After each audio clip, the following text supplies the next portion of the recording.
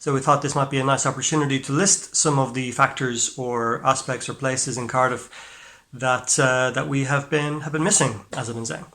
So let's just get straight into it, I guess. And the main reason we're doing this article really at all in the way that we are is because I was looking through some old photographs and I found this one. Now this is a picture from Alexandra Gardens in Cardiff from this same week, basically a year ago in 2019. So there's no reason to believe it shouldn't look like this there right now. So if anyone's lucky enough to be walking through Cathays, through the Civic Centre, through Alexandra Gardens this week, the park should look a little something like this, especially because the weather is pretty much identical, if not actually even warmer this year in 2020. So what is Alexandra Gardens? Alexandra Gardens is named after, first of all, Queen Alexandra, the Queen Consort of King Edward VII in the early 20th century. It sits in the middle of the Civic Centre area of Cardiff City Centre. Civic Centre, to some of you, may mean the buildings like City Hall or the Crown Courts, the National Museum, or the Glamorgan Building or Temple Piece, for example. So all these beautiful neoclassical Portland stone buildings which dominate the northeast side of the city centre, they have a little park in between all the buildings, which is Alexandra Gardens, which is full of war memorials, be it the Welsh National War Memorial, the Falkland Islands Conflict Memorial, the Spanish Civil War Memorial, and it offers a very nice kind of, well, first of all, lunchtime venue if you happen to live in the area, or to work in the area rather, and it's a nice foreground to any photographs you might be taking of the pretty buildings surrounding. It's also a very interesting area because of the memorials that I mentioned, and it's one of our favourite locations on any walking tour of Cardiff, because it is nice and quiet as well as being very beautiful. So the only people you ever really find there are people who are maybe there on a nice day to enjoy their lunch break, or if they're just passing through from one building to another building. But generally that's only on the weekdays, and on the weekends it's actually quite a peaceful, quiet place where it's very easy to do a tour, no matter how many people might be in the group. It's always a very quiet place and easy to talk about some of those topics that I just mentioned regarding those particular memorials. And as we're kind of getting at, the inspiration for this article in some ways was the pictures that you're now seeing on the screen, because this is what it looks like this week, I should think. So while it's a very interesting and beautiful place that's always worth a visit all year round, it's particularly this mid-spring, mid-March kind of time where the blossoms are in full bloom. We have these mixture of colours between yellow, purple, pink, for example, and the park really is at its absolute peak, at its most beautiful at this stage of the year. So from a springtime perspective, it's probably the number one specific thing from this point of the year that we are missing out on seeing right now, as being too far away from the city to walk around it during our allocated exercise time, for example. Continuing on the theme of parks, let's talk about Bute Park. So to many visitors in particular, I would think, Cardiff is quite a grey or concrete kind of place, and many people don't realise how green a city that it really is. So maybe to visitors who are coming for rugby purposes or for nightlife purposes, let's say, the city very much revolves around the Principality Stadium or Mill Lane or Mary Street, for example. But in fact, it is one of the greenest cities in the whole of the UK, arguably the greenest city per square mile in the whole of the UK as well. We've already mentioned Alexandra Gardens. There are other parks like Roath Park, which is a very beautiful place as well, actually, especially on a sunny day because of the lake, and Sophia Gardens, which has lots of beautiful flowers all year round. But the one I'm focusing on right now is Bute Park. Now, Bute Park really is the centerpiece of the green space of Cardiff City Centre, as it is quite big. It is 135 acres in size. It is 7 miles long from one end to the other. It has 3,000 different species of tree. Within that, 43 of those trees are champions, meaning they are the biggest of their species in the whole of the UK as well. And of course, the park itself is named after Cardiff's number one family, Cardiff's most famous family, what we may come on to in a little bit. It's called the Bute family. And it's a very beautiful park to walk through. Of course, as many of you would know, there's lots of bike paths or walking or pedestrian pathways that bisect the trees, that bisect the Taff River, that crossover between the open plains of the fields of the park as well.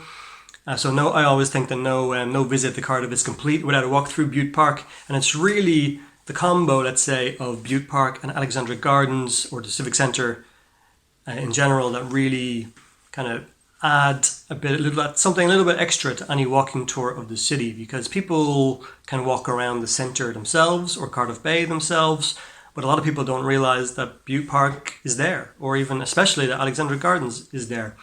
And Bute Park is probably, I would say, one of the nicest parks and in the UK, in the British Isles, and something that we're very fortunate to have on the north side of the city centre, right behind and right beside Cardiff Castle. And that brings us on to Cardiff Castle. We've managed to talk for the last 10 minutes without even mentioning the centrepiece of the city.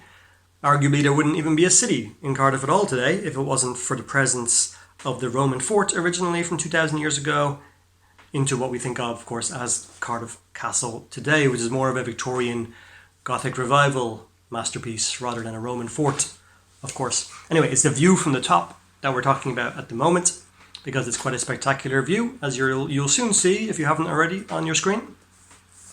Because really it's the view from atop the Norman Keep at the heart of Cardiff Castle which offers a kind of a pretty good insight into the mixture of landscapes, cityscapes and architecture that Cardiff has to offer. Because the Norman Keep, first of all, is not even necessarily the tallest building in the city in any way.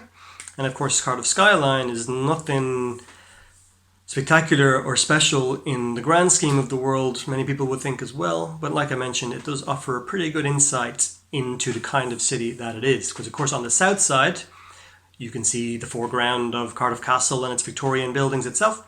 But you can also see the beautiful architecture of the city centre, which spreads all the way down towards the modern Cardiff Bay area. On the east side, we have more Victorian architecture on Queen Street or on the Kingsway, which spreads up North Road into the Civic Centre area. On the north side, we have the endless sprawl of Bute Park, of course, which spreads for 7 miles from Cardiff Castle down to Castell Coch at the opposite end. And on the west side, we have the Principality Stadium, the Taff River, and more Bute Park. So you get a pretty good semblance of the variety of architectures, landscapes, and things that Cardiff has to offer, all from this one vantage point, which is 900 years old in its own right as well, at the heart of Cardiff Castle. So while no visit to Cardiff is complete without visiting Cardiff Castle, perhaps the highlight of doing that, especially on a clear, beautiful day like we have right now, is going to the very top of the Norman Keep in the centre and experiencing this fantastic view of everything that the city of Cardiff and the surrounding area has to offer. Let's focus on some of that architecture now, and as many of you will probably know, it is Victorian architecture that very much dominates the city centre of Cardiff today, because it's during the 19th century, during Victorian times, that Cardiff grows quite rapidly in terms of its size, its population and its wealth into what we think of the modern Cardiff of today. So any walk along the likes of Queen Street, Mary Street or the Hayes, kind of the three dominant streets of the city centre today, just look up above the department stores, shopping centres, coffee shops, chain stores, and you will see this Victorian skyline dominating the city of Cardiff. Not only that though, around the Civic Centre area that we've already mentioned, we have this kind of neoclassical, almost Greek style of architecture, these beautiful buildings like City Hall or the Glamorgan building, which are made from Portland stone, quite expensive stuff, from Dorset in South England, but built during Cardiff's kind of boom time of the coal trade in the late 19th century and latterly in the early 20th century as well. So it's the coal trade that leads to the rapid development of Cardiff and the creation of many of the buildings that we have around town today. And yes, coal is very much responsible for that, and also it's the responsibility of a particular family, and maybe one man more than most others. So the Bute family, we already mentioned them earlier in regards to Bute Park. Their main man in the late 19th century was the 3rd Marquis of Bute, John Patrick Crichton Stewart, or just Lord Bute will do for short. And it's under Lord Bute and his leadership, and with the help of his architect, William Burgess, in the late 19th century, that Cardiff is transformed, both in terms of the castle, where Lord Bute himself lived much of the time, and the buildings that still dominate Cardiff city centre today. Now, as you mentioned, the city centre is dominated by a lot of these buildings, but maybe the most iconic, the most historic, the most noteworthy of all the remaining late 19th century Victorian buildings in the city is in fact in the bay. Now, Cardiff Bay was transformed massively in the 1990s, in particular during what was the biggest waterfront regeneration project in Europe of its time. But one building, or one of many buildings, but the main building that still remains from the glory days of the coal trade from 1897 is the Pierhead, the beautiful red brick Gothic Revival Victorian building which sits on the waterfront in the bay today. Now let's finish up with number 5, and number 5 is really just a continuation of the theme of architecture in some ways. So really I probably could have summed this whole topic up in 2 factors, green space and architecture, but really they can be broken down into all sorts of subcategories when talking about Cardiff in the first place. In this regard though, let's talk about life in the arcades, or the galleries, but arcades as we say around here. So Cardiff has 800 metres worth of arcade streets, which is more than any other town or city in the whole of the UK, and probably more than many towns and cities around the world as well, you would think, being something of a quintessential British thing in many towns and cities around the country. Those arcades in Cardiff are Castle Arcade, Royal Arcade, Wyndham Arcade, Dominion Arcade, High Street Arcade, Duke Street Arcade and Morgan Arcade, and many would also kind of class Cardiff Market potentially in that category as well. Either way though, lots of arcades to be discovered around Cardiff, and my personal favourite one would probably be Castle Arcade, even though Royal Arcade, the oldest of them from 1856, it would be a very close second place. However, in regards to Castle Arcade, it is from 1887, comes about during the same time period when Lord Bute was around during this transformational age of Cardiff town centre at the time. And Castle Arcade is my favourite pick for numerous reasons really. Well, first of all, that has numerous different types of shops in it. So it has cafes, bars, little restaurants, comic book stores, toy shops, barbers, Welsh cake shop, all sorts of different things like that. Every store more or less is in use as well, which can be quite rare for some of the arcades at the moment, at least last time I checked anyway. And differently to the other arcades in the city, it also has a second level, one that's accessible at least by the general public, where it is possible to find the little stairways and go upstairs to the next level above, which is not possible in any of the other arcades in town. Now the arcades are special in Cardiff, not just because there's many of them, not just because there's so much space in them, but they're also all the shops in the arcades, more or less at least, are Welsh owned and independent, and there's no chain stores, no like chain coffee shops for example allowed inside them. So there's something unique to every shop, every store, every business that is operating in the arcades today. So really overall it's the arcades, I would say, that potentially are the most unique thing about visiting Cardiff really. It's something that defines the city. No visit to Cardiff is complete without a wander through the iconic arcades of the city.